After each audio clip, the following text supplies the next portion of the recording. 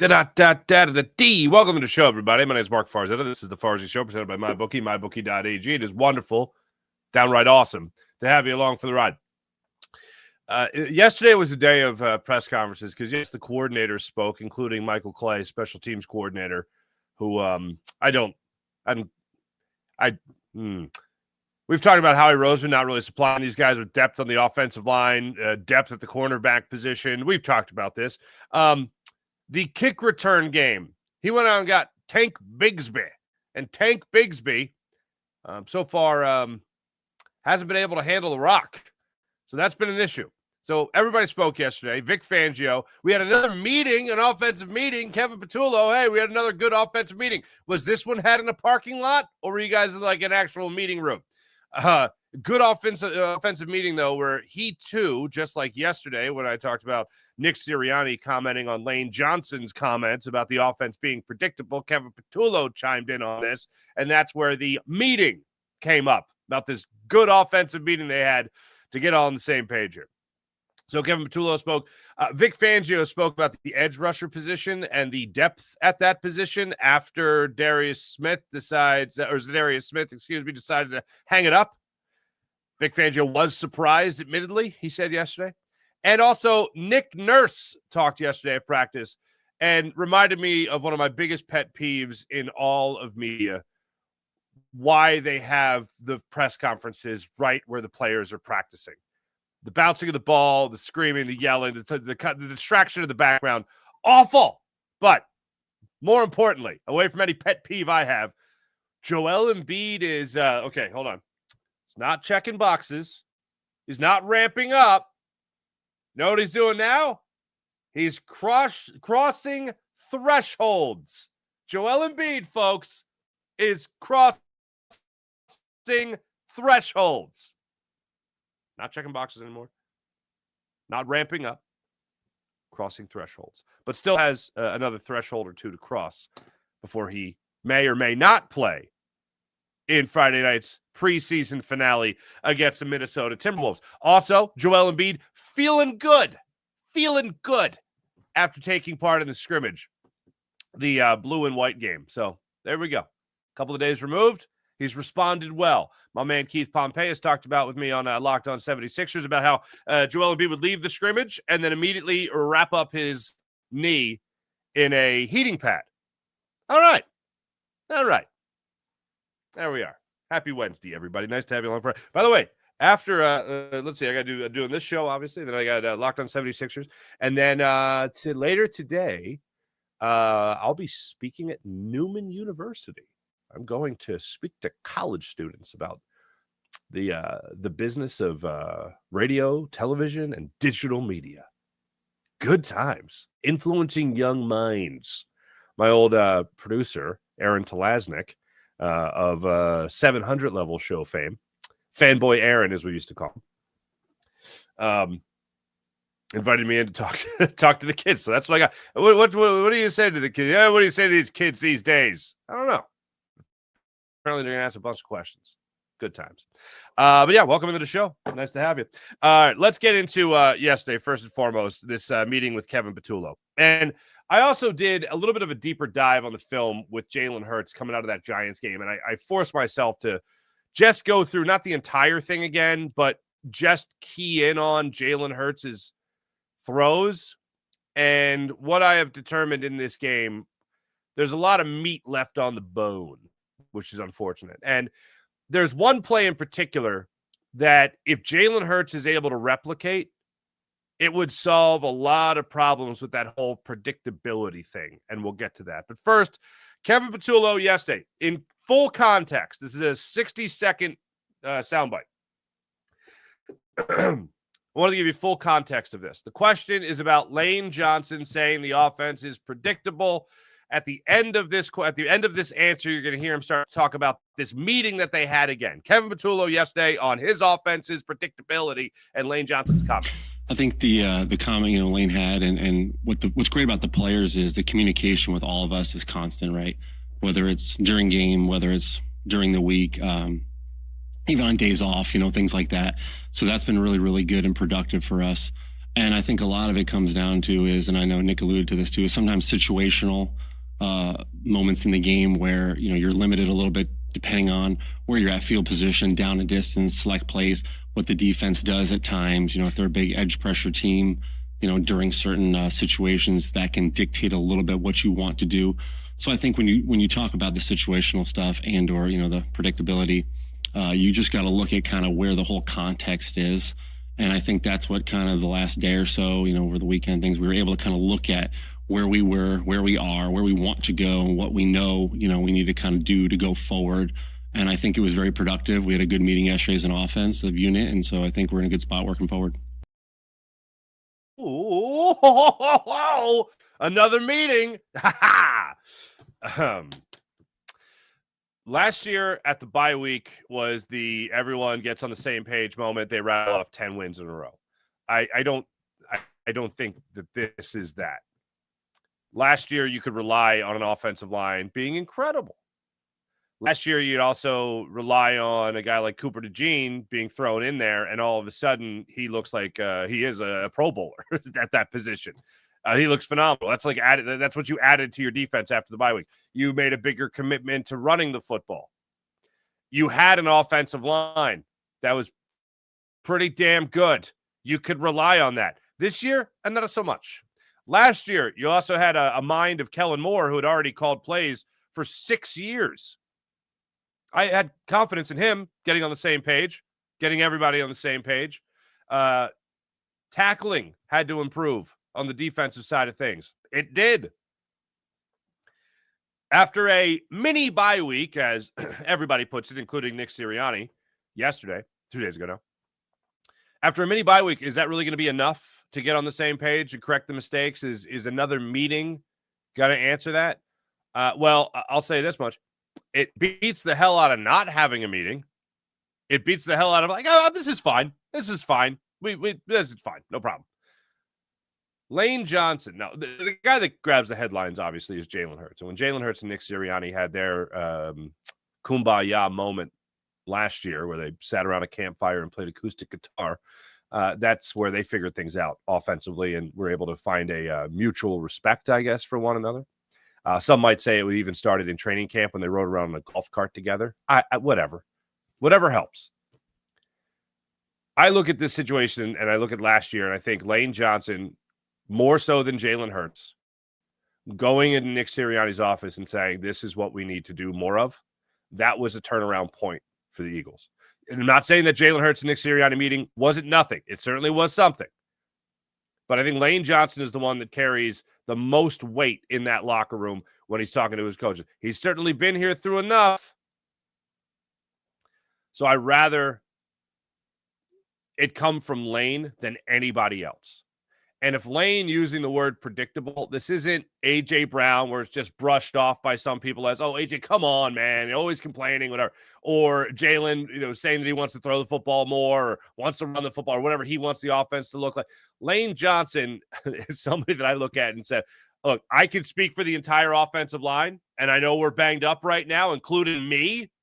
This is what will put us in the best possible position to win football game. Here's the status of everyone on the line, including myself. If we do this, like Saquon Barkley's first run against the Giants, offensive line did a phenomenal job on that little zone read, handed off to Saquon. They take the defensive line all the way to the right of Saquon. Saquon cuts back to the left, gets you 19 yards. Like, it was and Devontae Smith holds his block on the outside as well. Or I think it was Jahan Dotson holds his block on the outside as well. Beautiful. More of that, please. Lane speaking for the offensive line, and I have dubbed the offensive line the Eagles' biggest problem so far this year. Lane telling you what the offensive line is best at doing right now is only going to help Jalen Hurts, A.J. Brown, Devontae Smith, Dallas Goedert, and Saquon Barkley. So I'm going to look at Lane Johnson almost right now as a assistant to the offensive coordinator. If Lane's saying it, that carries a boatload of weight. Tons of weight. I'd rather hear it from Lane. Because I don't think Jalen's also going to try to talk over Lane. I don't think A.J. Brown's going to try to talk over Lane or talk down to Lane. I don't think that's happening. But if Lane says it, I'm all ears. The guy has certainly had the experience through Chip Kelly, through Doug Peterson, now through Nick Sirianni. He's played in all 3 Super Bowls. He's won 2 rings. Yeah, I'm going to go ahead and listen to Lane Johnson when he's talking.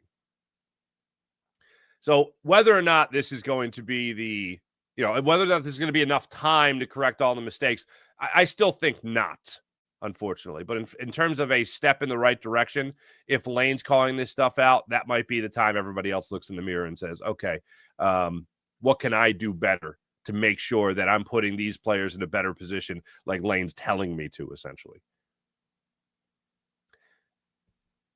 When Lane speaks, I think not only media, not only fans, but most importantly, coaches and his teammates listen. And while everybody else could tell you, no, it's just execution. No, Lane's not afraid to say it's all the above. It's all the above.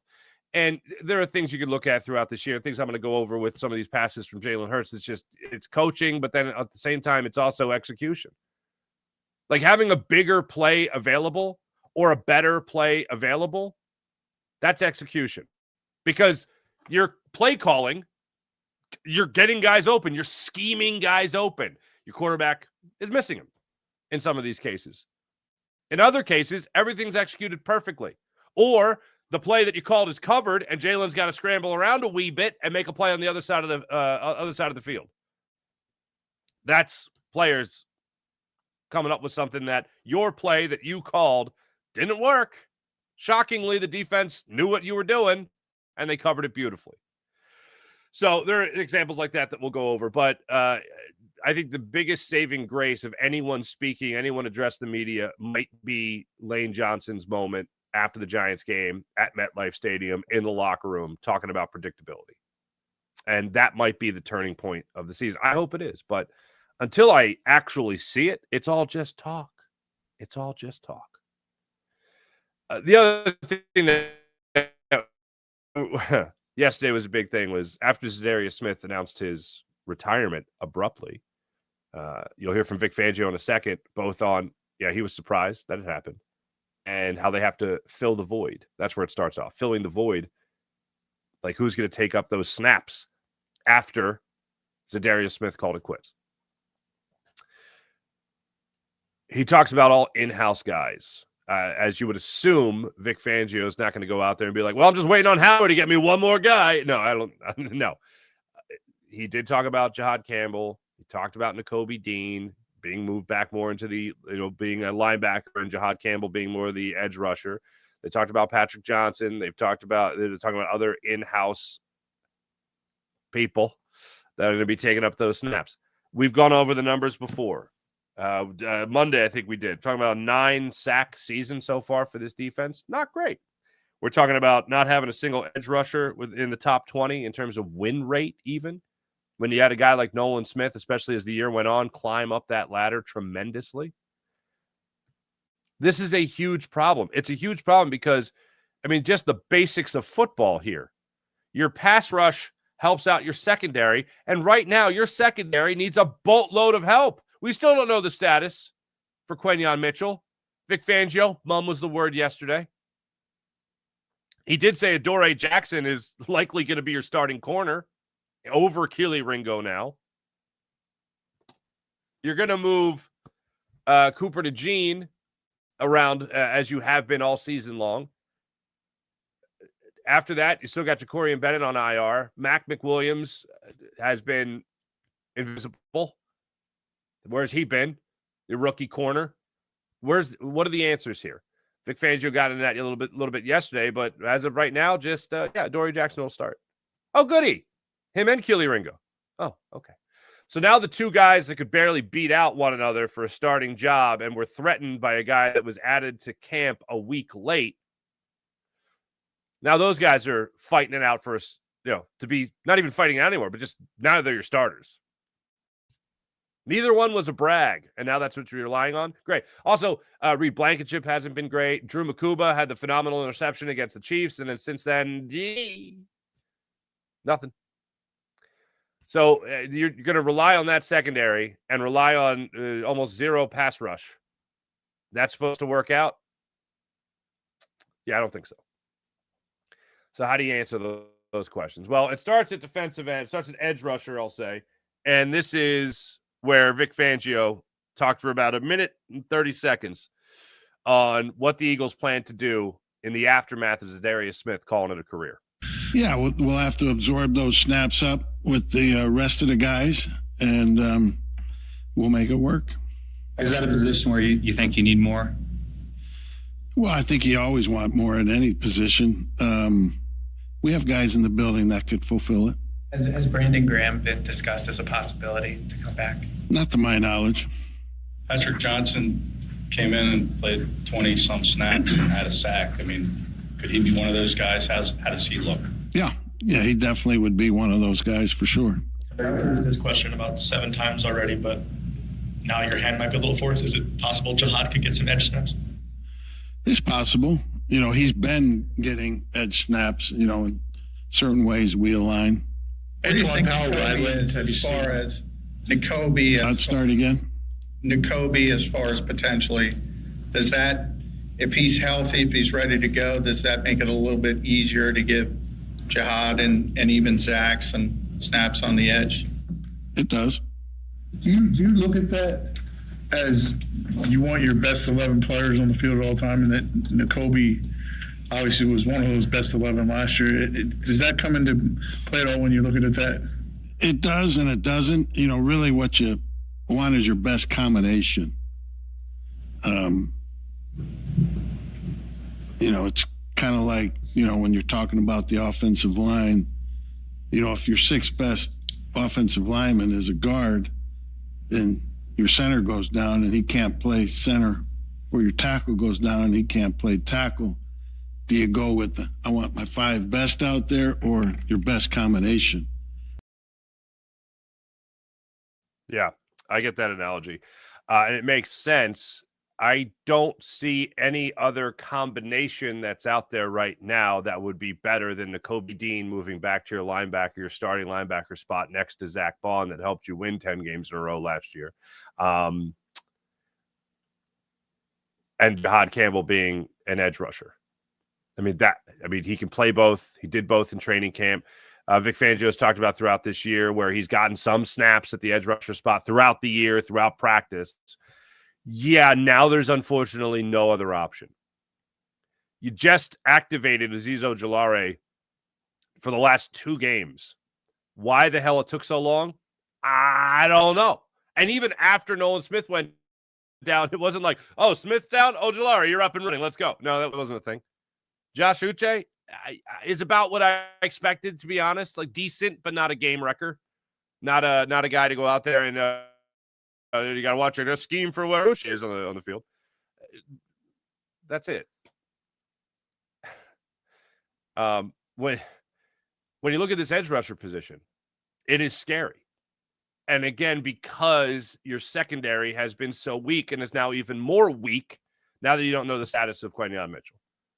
And that you also know the other parts of it, you're going to see Keely Ringo or Adoree Jackson out there. That's a scary thing.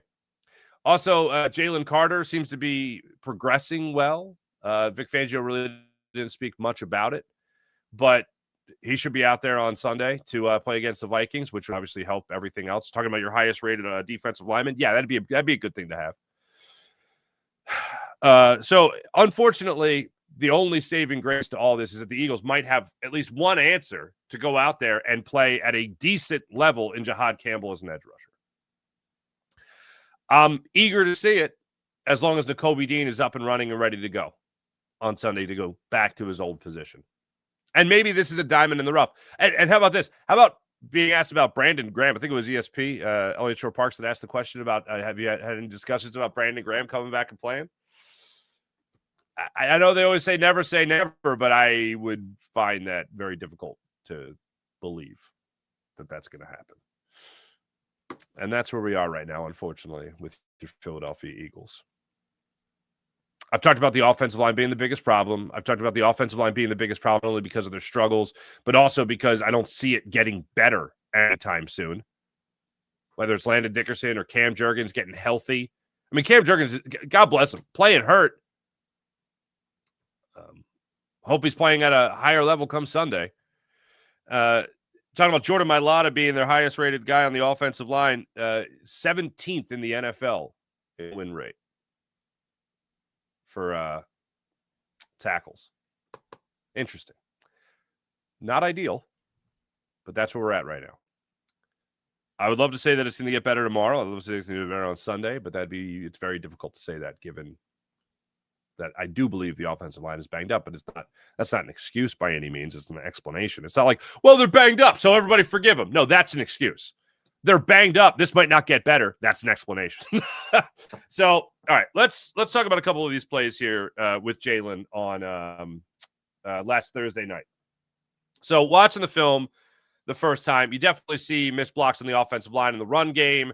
You definitely see some missed throws there by Jalen Hurts, but, quarterbacks are going to miss throws. But are there plays that he's making where there's a better play out there? And the interesting thing that I learned here was the 2nd and 4 on the 39-yard line in the first quarter. Jalen's got 4.2 seconds to throw the football. So the offensive line is doing their job. He has Dallas Goedert open in the middle of the field. He hits him for 30 yards. You think, hey, great play. 30-yard gain, way to be. But watching the film, much like people will talk about the interception that A.J. Brown was going to be open in the corner of the end zone or left quarter of the end zone, Devontae Smith is streaking over the top of that route. And I think one of the reasons it took 4.2 seconds for Jalen to fire the football wasn't because necessarily he was waiting to see if Dallas Goedert was going to be open in the middle of the field, but he was also waiting to see if Devontae Smith was going to be open in the middle of the field, or should be in the end zone. So Jalen drops back. He's at the 39-yard line, and he's patting the football in the pocket. And he's looking over the top, and he sees that he's got Dallas Goedert. And then my contention is that he thought he could get it to Devontae Smith, but figured, let me just get it down here to Dallas. It's still a 30-yard gain. That's great. That's still a good play. The better play was Devontae Smith open well over the top, one-on-one, had his guy beat, looked like he was trying to make the decision between the deep ball and the mid ball, if you will, with Dallas Goedert, so he took the mid one. They got 30 yards out of it. The funny thing about it is that Dallas Goedert sits there in between two defenders, and he puts his arms up like, are you coming to me or not? That kind of thing. So the offensive line did their job there, and Jalen still made a good play. There was just a better play available on the field. To jump to this, before that play, in the first quarter, they faced that 2nd and 10 from their own 25-yard line. This is the play I referenced earlier in the show that I would love to see Jalen Hurts put on repeat time and time again, because the throw was perfect, the decision was great, and the execution of it all was also perfect. Now, what do I mean by the execution of it all? Jalen Hurts on this play, it's a 30-yard reception to A.J. Brown. Hurts, when he gets the snap in shotgun, is looking down the middle of the field. He knows the route to A.J. on the outside, so he's looking down the middle of the field. He's got Devontae Smith lined up on his left, and he starts running a little in route.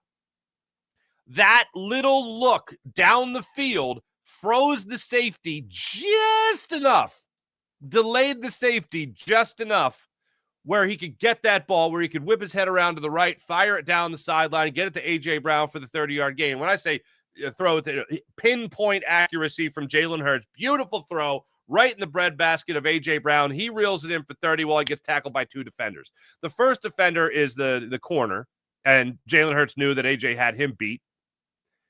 The look down the middle of the field delayed that safety just enough where he couldn't come over and help to break up that play. That is what great quarterbacks do. This is one of the rare examples in this game where you saw Jalen Hurts do it. Jalen Hurts looks down the middle of the field on the Jahad Dotson play. Maybe he gets flat out of position a little bit, and he's able to complete that pass on the outside to Jahad Dotson. I still don't like the throw. I don't like the decision. Don't like the play call, because that was a clear and present. The interception, again, was a 1-2-3 drop, top of the drop, get rid of it. That was the decision. That was the first read. That's where he wanted to go. And then, again, he had A.J. open, would have had A.J. open in the end zone. But he didn't go that route, unfortunately. But if he keeps his eyes down the middle of the field like he did on this throw to A.J. Brown, you're talking about delaying the safety, maybe confusing the corner a little bit, where you can open up enough of a window to complete that pass. So that when I look at Jalen on the A.J. Brown completion in the first quarter for 30 yards, and I go, that everything about that was beautiful. Everything about that was perfect. More of that, please. Then later, this is one's a little bit questionable. It's another one where he had Goddard open at the top of his drop. There were two defenders on either side of him, on both sides of him, and for whatever reason, Jalen didn't just deliver the football, even though he appeared to have Dallas Goedert. Instead, he pulled out, rolled around to his left, and found Jahan Dotson. Again, got a 17-yard drive. Now, unfortunately, the overhead cam in this didn't allow you to see the angle Jalen had. Maybe the corner had more of a beat on it. So I'll give Jalen the benefit of the doubt here. Looking down the barrel of it, he might have thought that is essentially having Dallas Goedert bracketed, and he didn't want to try to weave it in between. So he pulls out, rolls around to the left, hits Jahan Dotson, still gets a 17-yard gain. That's where Jalen's legs and athleticism pay off big time. Another one there, second quarter, 1st and 10 from the Giants' 12-yard line. This one's wild to me. It was similar to the Dotson interception. And this is, again, what I would have liked to see more of from Jalen. This is a perfect ball from Jalen Hurts to A.J. Brown. Another out route. They had Dallas Goedert on the outside run a go route. So he's able to take the corner upfield, while on the inside in the slot, A.J. is able to hit that little out route, and they convert it for a first down. It was a great pre-snap read. This is an example of Kevin Patullo giving Jalen Hurts time to see the defense, diagnose what he wants to do, get that pre-snap read, and then execute. That is pivotal, I feel, in a first year working with a new offensive coordinator. That is so vital to the success of this offense. I know in past years, this has always been a thing where they get the play in late or they break the huddle late. They get to the line of scrimmage. They don't have a lot of time. But in this particular instance with Kevin Patullo, a new offensive coordinator and play caller, give Jalen Hurts time at the line to diagnose what's in front of him. They did it on this particular play, and they executed it to perfection.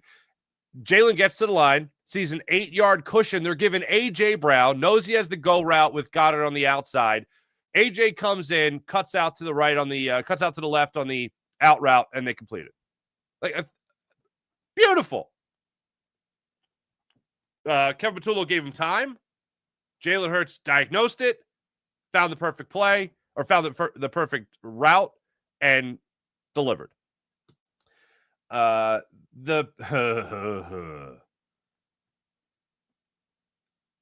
Before the interception, there was that illegal contact flag pulled up or picked up by the officiating crew on A.J. Brown, where he's about 8 yards up the field and gets bear hugged and tackled. And they picked up that flag. I'm not saying it's why they lost, but it was a 27-17 game. And I have no doubt in my mind that the Eagles get a touchdown after they get a renewed first down at the, I think it would have been 1st and goal from maybe where were they at there?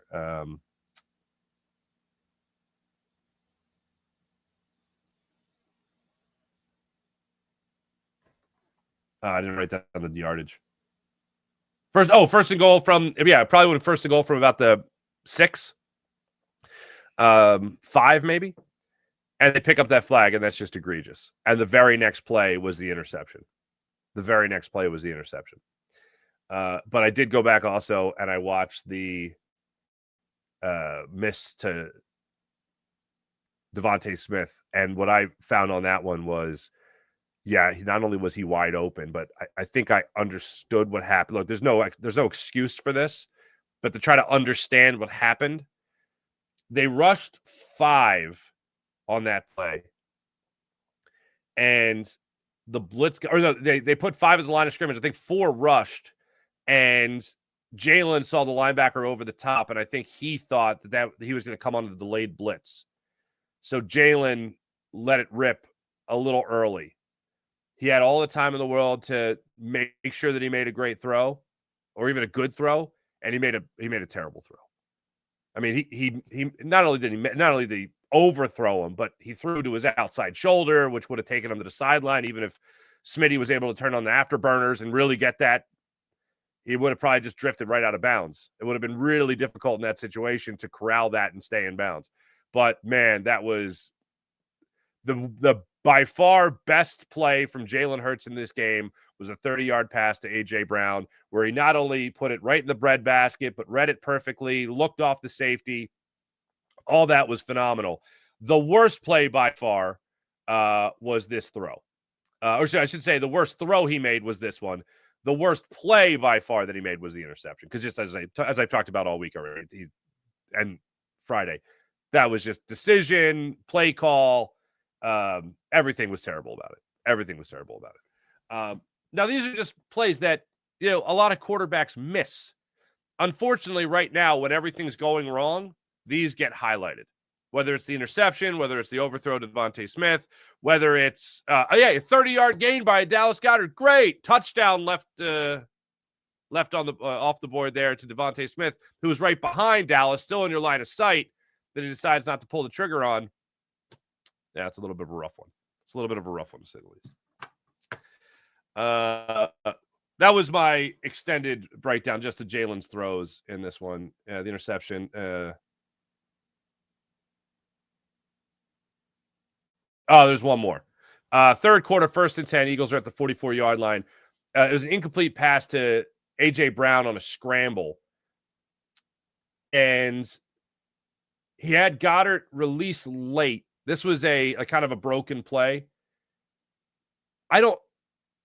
Jalen created the play. The play, unfortunately, was taken away. It looked like his first read was to Brown, or it was to Smitty, and the offensive line was blocked pushed right back into the throwing lane. So there was no throw to make. The guy's open, but Jalen can't make the throw because he's got two bodies in his way.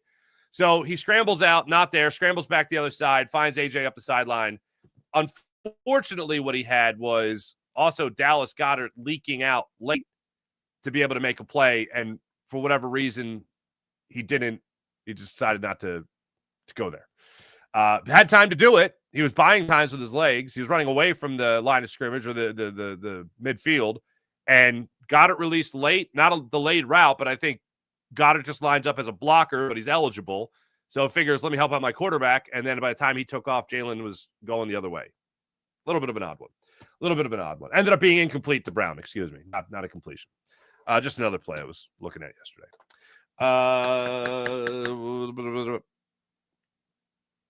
Your 76ers.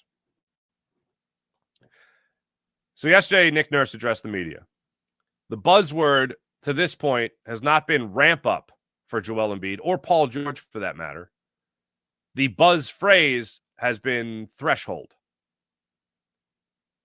It was checking boxes. We still got to check more boxes. And now we've moved on to threshold.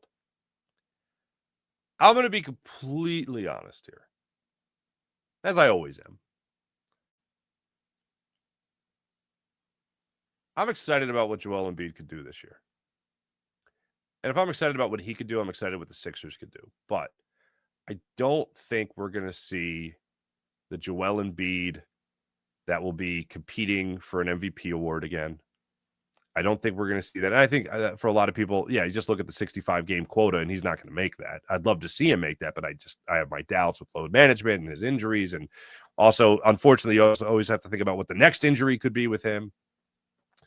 And you don't root for it. You don't hope for it, but that's just unfortunately the way his career has gone. And he's even acknowledged that. But if he is able to play more of that facilitator, which people already forget he was trying to do more of already. After Nikola Jokic won his championship, Joel Embiid acknowledged that, hey, I finally got my MVP, but you're the GOAT, man. You got a championship. I want that championship. You saw in the following season Joel Embiid have an uptick in assists because he was trying to be more of a facilitator. So now you might have a situation where, especially with Paul George not being ready for the start of the season, which I still think he is not going to be ready for the start of the season. I think that's pretty obvious to most people. But you could have actually a starting five of Maxey, Grimes, and Edgecombe, Bona, and Embiid.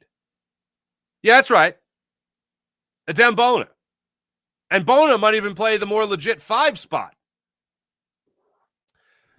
That sets itself up for Joel Embiid around the foul line, the elbow, setting up cutting Tyrese Maxey, a cutting VJ Edgecombe, an outside 3, a 3 from Quentin Grimes.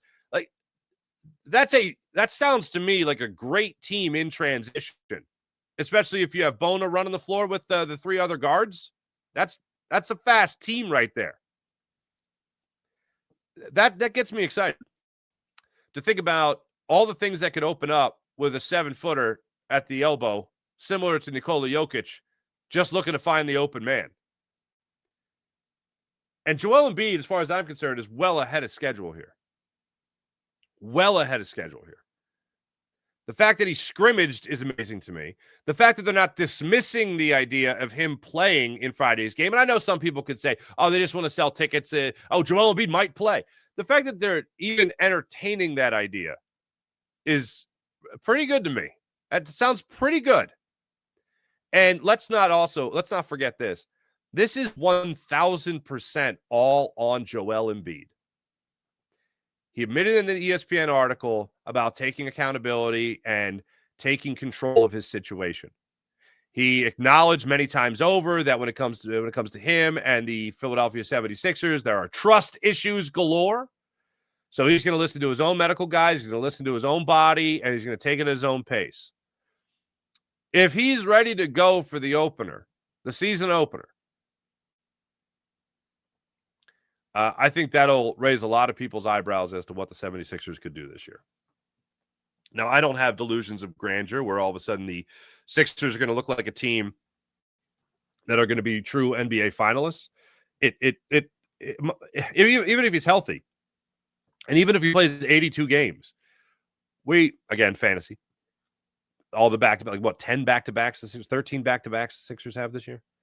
Even if he plays in all those games, we're all going to look at this and be like, okay, well, we're still trained for the 76ers to not really buy in until the postseason.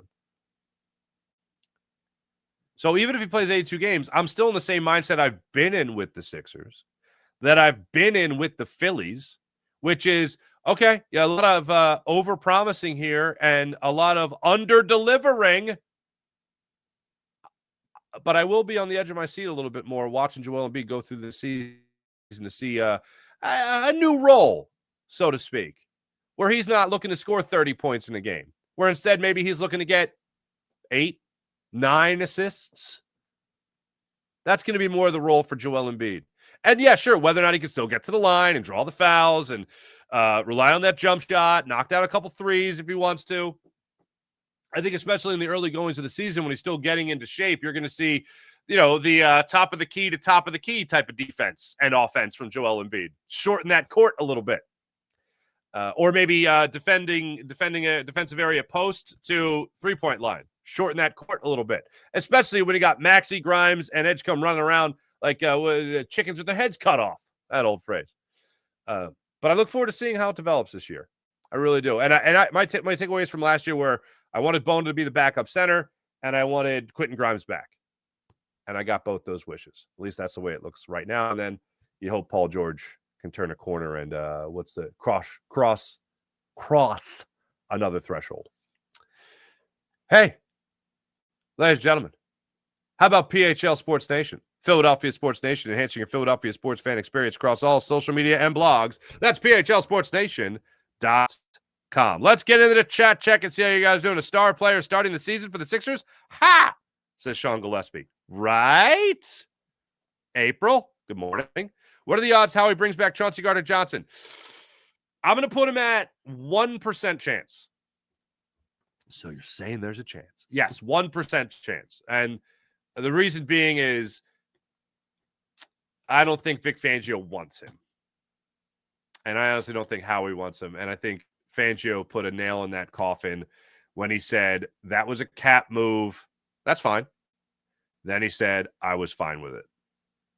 The I was fine with the thing that Chauncey Gardner-Johnson saw, commented on social media. Damn, son. Don't think it's happening. I still don't understand why Justin Simmons isn't here. Sean Kilren, hello.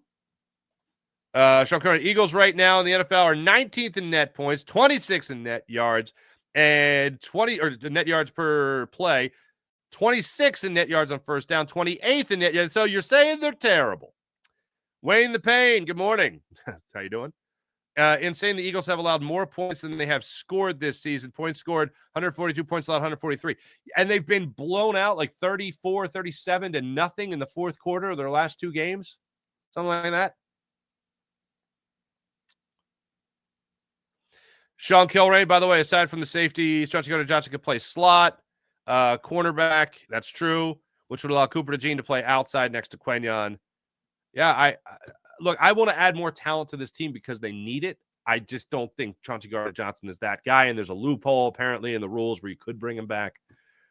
I mean, I would do it. I don't think the Eagles will do it, and I still don't get how Justin Simmons is still sitting out there.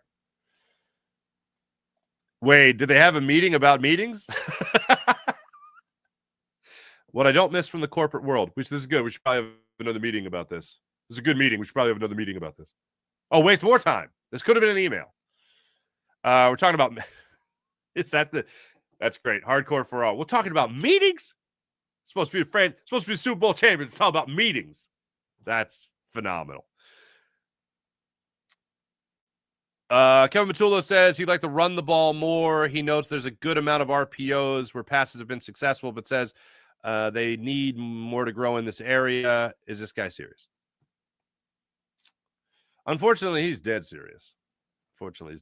And I've always said, if you're not running the football, then you got to take away the O portion of the run pass option and just do the run portion of the run pass option.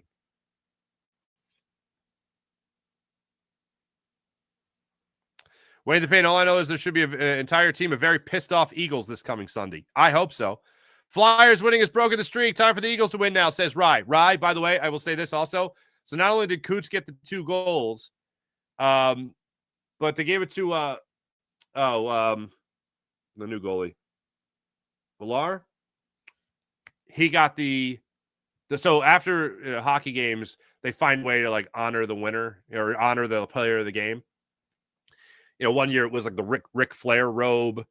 It's been like crazy hats, stuff like that.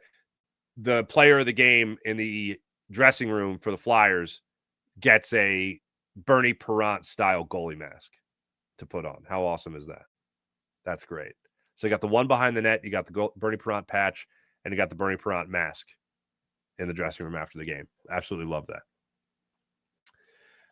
Darkwing Ducky, Vic throwing shade on the offensive line depth. Maybe.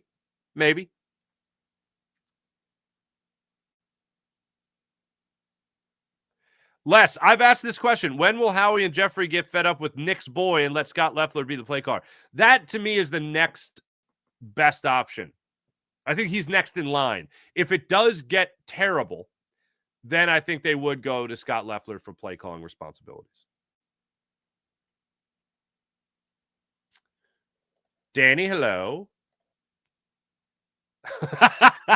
Natalie, hip-hop has better knees than PG. That's hilarious.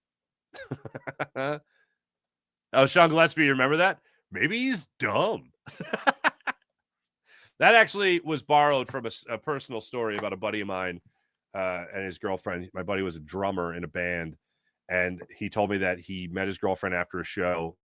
They physically each other after a show he did, and one of her friends said that she said during the band's performance, the drummer's cute, but he also looks dumb. Anyway, they're married now. Got 3 kids. Thanks, everybody in the chat. You guys are great, as per usual. Coming up, Locked On 76ers a little bit later today, so don't miss that. Thanks for listening. Thanks for watching. Have a great rest of your day, everybody. Back with you guys tomorrow. See you then. Bye.